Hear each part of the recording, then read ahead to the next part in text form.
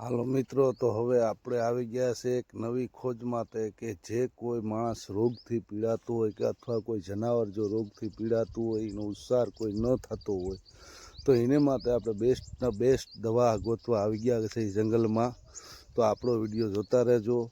કોઈ પણને આ દવાની જરૂર પડે અને એક ભાઈનો ફોન હતો કે ભાઈ આ દવા અમારે ગોતી દો, તો એ ભાઈ માટે ખાસ વિડીયો છે આપણો.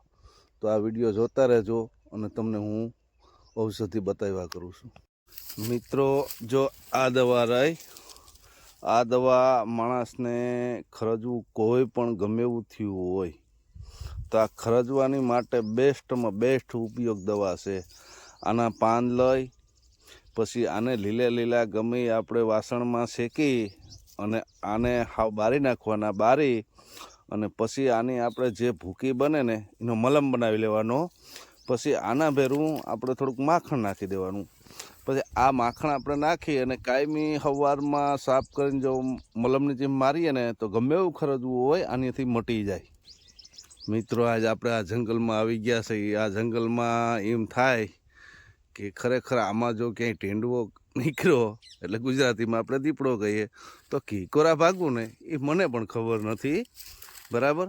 પણ ખાસ તમારા માટે કે કોઈ સમજી લ્યો કોઈનો ઉચ્ચાર ન થતો હોય, એ લોકોને સમજી લ્યો દવા ન વરતતા હોય તો એના માટે આપણે બતાવીએ. તો રખડતા આપણે જો એક આ ગુગરનું ઝાડવું આવ્યું કે જે આપણે મંદિરોમાં જે ધૂપ કરે ને આ એનું ઝાડવું. જો આમાં એને આવા ફળ થાય. જો આવા ફળ થાય. હું તમને બતાવું. જો આ ફળ થાય. પછી આને આપણે શિયાળાની ઋતુમાં છે ને ટોસા કરવા પડે. ખડુમાં ટોસા કરીએ ને તો આપણે જેવો ગુણ થાય ને એવો ગુણ જેવો જે ઉપર આવે એથી ગુગર થાય છે, બરાબર. ગુગર ક્યાંય બનતી કોઈ કારખાનામાં વસ્તુ નથી, એમ વનસ્પતિ છે એમ. તો એક મિત્રો, આ રોણનું ઝાડવું કહેવાય. આ રોણ, બરાબર. આ રોણની જે કોઈ પણ દીપડાને જનાવર દાઢી ગયું હોય ને તો આની થળની સાલ લેવાની. સાલ લઈ પછી આપણે એને ખાણીમાં ખાંડી નાખવાની, એટલે ભૂકી બનાવી લેવાની. ભૂકી બનાવી અને જે જનાવર આપણે દીપડો જે જનાવરને દાઢ્યું હોય ને એ દાઢ્યુંમાં આપણે જેમ ચટણી ભરાવી એમ ભરાવી દેવાનું. કૂતરું કર્યું ના પહેલાં ચટણી ભરાવતા એવી રીતે આ એ દાઢમાં ભરાવી દેવાની ભૂકી. એટલે જેટલા એ જનાવરના કીટાણુ રસી બનાવે ને એ રસી બધી આ સાલ સૂહી જાહે. આજ મિત્રો તમારા માટે પૂરા જંગલમાં જ રખડવા આવી ગયો. પણ આમાં કઈ પડખે નીકળવાનું છે ને એ હવે તો મને ખબર નથી પડતી. પણ હવે ધીરે આપણે હાલ્યા જઈએ ક્યાં નીકળી અને ક્યાં શેડો આવે જી. તો દોસ્તો, આપણે એક અહીંયા જંગલમાં રગત રોયડો જોવામાં આવ્યો છે કે જેથી કરીને માણસને કોઈને એટેક આવ્યો હોય, લોહી જાડું થઈ ગયું હોય તો એ પાતળું કરવા માટેનું. હવે એ આપણે જોઈએ ને તો જો એના આવા ફળ થાય. આવા ફળ થાય તો તમને દેખાય જે આવું આ એનું ફળ. પછી હવે આ ગુંદી જેવા પાંદડા થાય છે. હવે આની આપણે ઝાડવાની સાલ લેવાની. કોઈ પણને જો જાડું લોહી થઈ ગયું હોય તો એના માટે આની છાલ લઈ સાંજે પલાર દેવાની અને સવાર મનાણા પીતું જવાનું.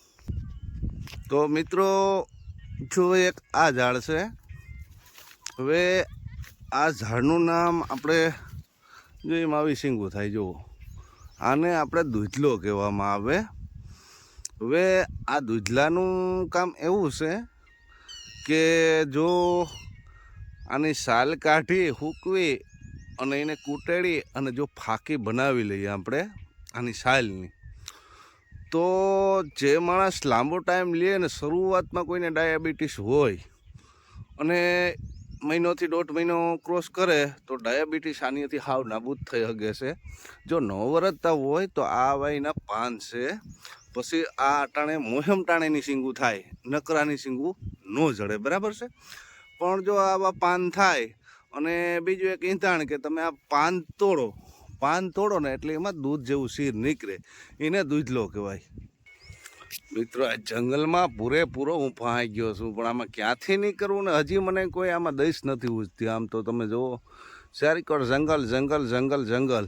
પણ આજ તમારા માટે બેસ્ટમાં બેસ્ટ ટાઈમ લીધો છે. ટાઈમ લઈને મને એમ થયું કે ચાલો બધાને આપણે એક આયુર્વેદિક દવા બતાવી, એટલા માટે ટાઈમ લીધો. પણ હવે છે નીકળાઈ દઈએ. આજ ખરેખર મિત્રો બરોબરનો પાણી ગયો છું કે હજી આનો માર્ગ હું કેટલી પોણી કલાકથી આવેલો જાઉં તો હજી આનો માર્ગ નથી જડતો કે આ ક્યાંનો શેડો હશે એમ. મિત્રો રખડતા રખડતા એક બીજી ઔષધિ આપણને જોવામાં આવી છે. એની માટે જરાક તમને હું માહિતી આપું કે આપણે આને કહેવાય જીપટો. શું કહેવાય? જીપટો છે. એમાં આવા આપણે થાય આપણા લુગડામાં ચોંટી જાય. પછી આ છે એના પાન, આ એના પાન છે. હવે આ પાનનો શું ઉપયોગ આવે ખબર મિત્રો? કે આને તમને ગમે એવો ઘા લાગ્યો હોય કોઈ પણ, અથવા આપણે કામ કરતા કોઈ આપણને પાવડો, કોદારી, દાંતેણું કે અથવા જે તે વસ્તુ એ આપણને જે ઘા લાગ્યો હોય તો આના પાન લઈ, જો આના પાન લઈ અને તાત્કાલિક તમને જડે ત્યાં મોંમાં સાવી અને જે ઠેકાણે તમને ઘા લાગ્યો હોય ને એ ઘા ઠેકાણે એની પેસ્ટ બનાવી અને મેલી દેવાની. એ મેલી અને પાટોમાંથી વાર દો. એને 3 દી 4 દી ઉખેડો એટલે જ્યાં તમારે ડૉક્ટર એમ કહે કે ભાઈ આના ટાંકા આવશે ને એની જગ્યાએ તમારે ટાંકા નહીં આવે. એ હોય 100% ગેરંટી એમ. એક રખડતા રખડતા મિત્રો આપણને પાછી એક વનસ્પતિ ધ્યાનમાં આવી.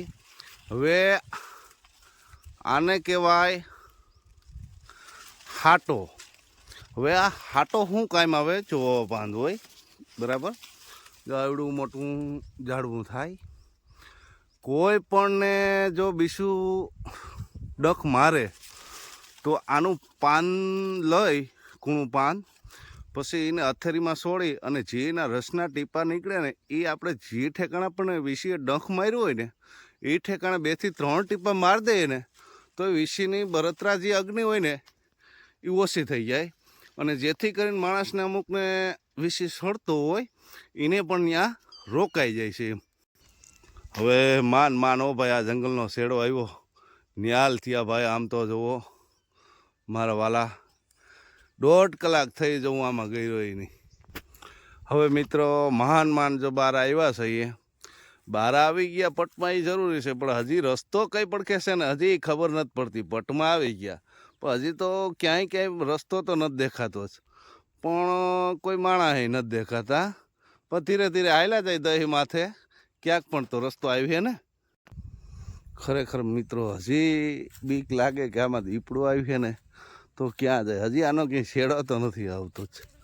હજી આમ જંગલ ભલે ઓલું જે જંગલ હતું એ મરવું પડે ગયું, પણ તો જંગલ તો એવડું જ છે. એનું 50% થયું. આમ જો એવડા બાવેડા મોટા. હજી આનો શેડો ક્યાં છે ને હજી કાંઈ ખબર નથી પડતી મિત્રો. ન્યાલ થયા મિત્રો. હવે જો આ કેળો આવી ગયો, ભારે કામ થયું. હવે કેળો આવી ગયો. હવે મિત્રો આપણે કેળા સડી ગયા છે એ, અને જે આ આયુર્વેદિક દવા બતાવી છે કોઈ પણને ન મળતી હોય અને કોઈ પણ કીધું હોય કે ભાઈ અહીંયા આ દવા કરો તો આથી આ રોગ મટે છે, તો તમે મેસેજમાં તમારા નંબર અને તમારું નામ નાખી દેજો. આ વિડીયો જોઈને હું વિડીયો ચેક કરી એમાં તમારો નંબર કહે છે તો હું તમને સામેથી ફોન કરી મિત્રો.